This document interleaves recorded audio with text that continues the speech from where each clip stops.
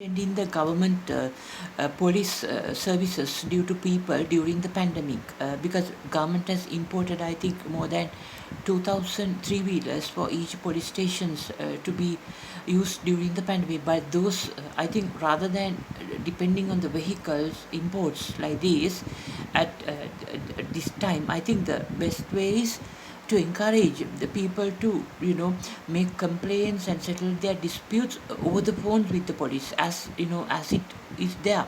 Sometimes it may be needed for police to visit. Sometimes police can request the telephone numbers and sort out these problems over the phone without visiting the police station.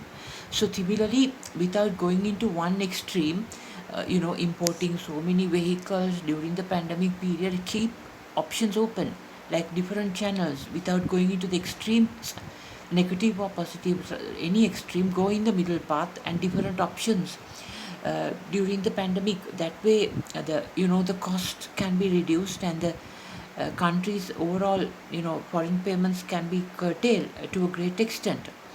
And similarly, even when it comes to tuition fees for university students abroad, and all these import LC payments, without just going to extreme, go on a middle path, because the parents have to fund their children's education abroad.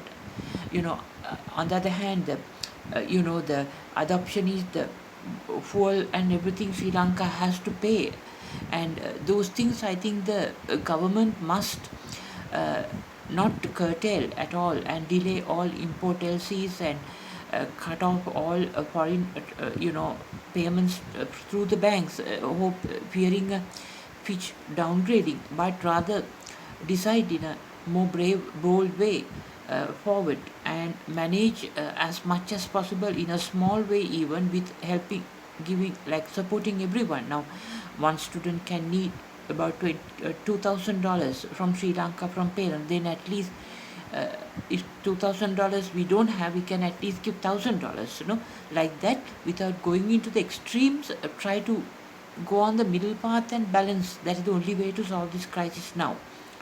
I think in this way, and also more importantly, it's very important for government to give like a salary to each and every family now, because there are so many businesses. When we go onto the roads, they are closed. They are completely closed, and former thriving business enterprises are now closed. No businesses for them. So for them, the government must give a monthly payment to all these families, every family,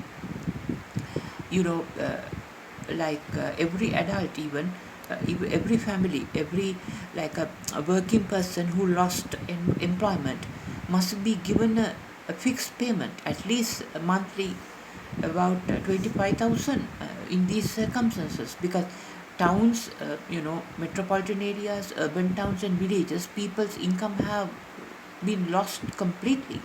So government, rather than calling it a stimulus package, by balancing between the capital expenditure on road developments, expressway developments alone, must balance and look into the people's side and support their income while carrying forward the development work. So balanced approach, right, rather than what Mr. Johnson Fernando said, doing all the development work, forgetting the people won't help.